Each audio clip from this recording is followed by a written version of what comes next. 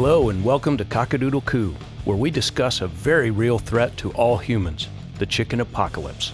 I'm your host, Pete Wallace, and I'm here to sound the alarm, raise awareness, and prevent catastrophe. Episode 18, War and Chicken Farming is Heck.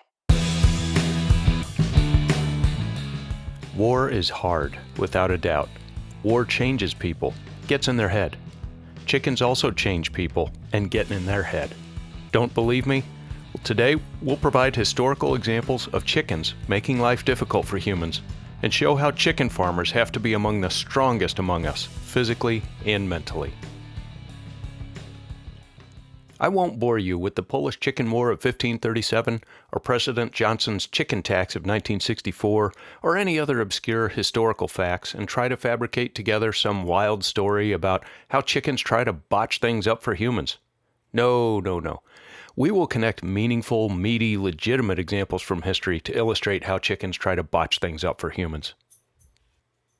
Our first mistake, as humans, was to try and depend on chickens for our success in warfare. In ancient Rome, chickens were considered sacred and prophetic. The Roman military and political leaders of the first century would observe their eating behavior as an indication of the potential outcome of a mission. Not eating was a bad omen. A good appetite meant victory was likely. The chickens must have gotten it right at least some of the time. Any idiot could. There was actually a person called a Pilarius, or priest of the sacred chickens. This was the person who kept these holy birds unfed in their cages for a predetermined amount of time before being released and presented with some grain. If they ate, good to go. If they didn't, the gods must not be on board. Imagine the simple hack for an enemy spy. Just sneak in and drop some snacks in the chickens' cages and stop the Romans from attacking. Boy, did chickens have the mighty Romans fooled. Of course, the Roman influence then extended into Britain, where humans started to become skeptical of chickens.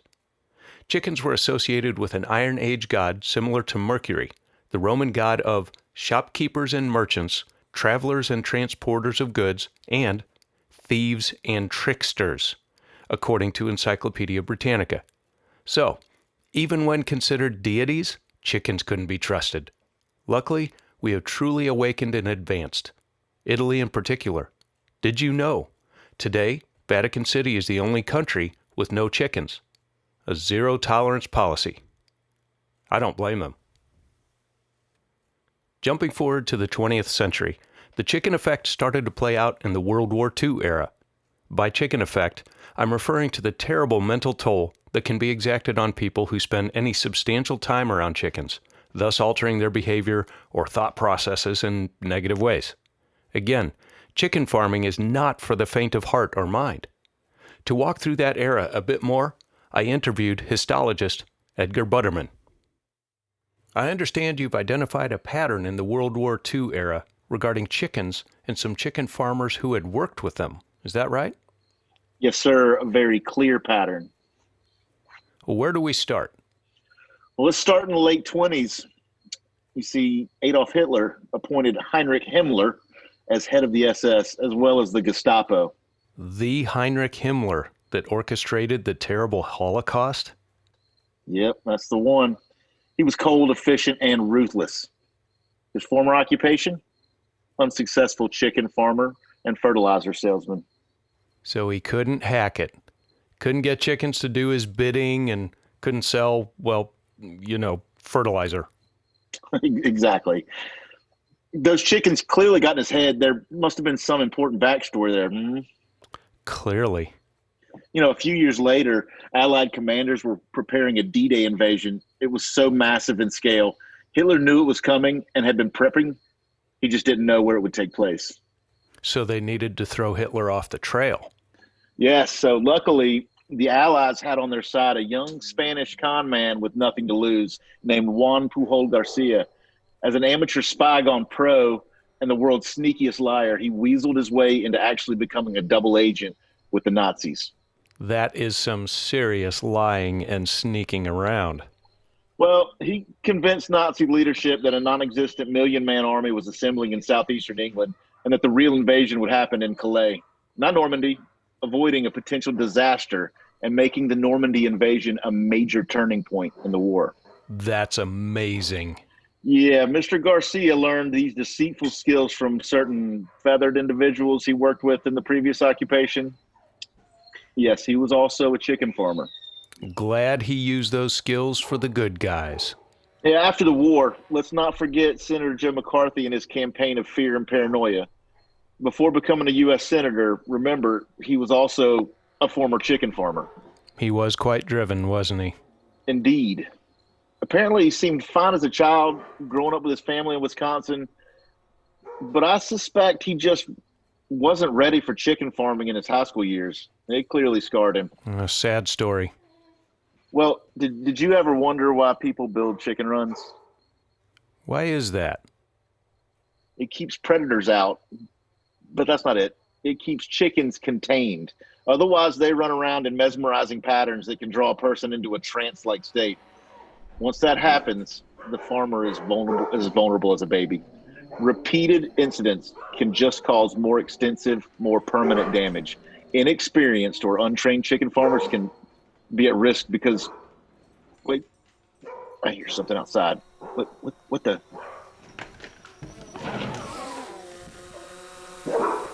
Pete, there's a drone outside my window. You better stop.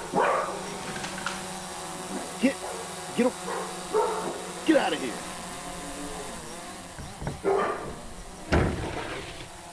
Come on, really? We had to stop there. I later confirmed Mr. Butterman's son indeed saw a drone. It was flying close to the window and may have had a microphone or something trying to listen into our conversation. When it flew off, he saw it knock over the trash can and drop some eggs on the house. No one was harmed in the incident, but the chickens are listening and getting more bold. We'll be back after this break.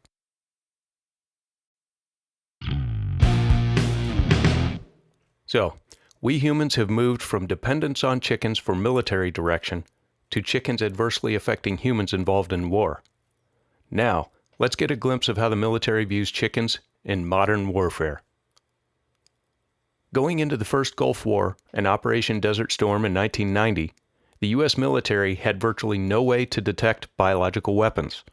In the past, birds had been used as detectors of poison and poison gases.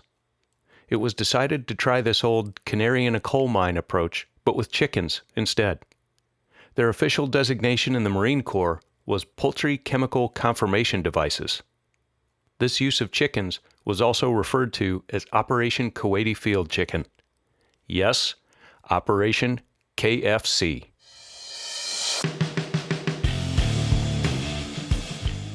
We have lived and learned, sometimes the hard way, that chickens cannot be trusted or relied upon. Well, chickens, we're on to your ways, and your mind games are no longer in the shadows. Support local farmers. They are tough, but history shows they're the frontline warriors, and they clearly deserve and need our support. In fact, October 12th is National Farmers Day, so you have an easy excuse just to thank a farmer. Of course, make chicken and eggs part of your menu frequently. Let them get into your stomach, not your head. Subscribe to this podcast and follow the show on Instagram or Twitter. Until next time, educate yourself and spread awareness. Tell a friend to listen in. Together, we can prevent the unthinkable.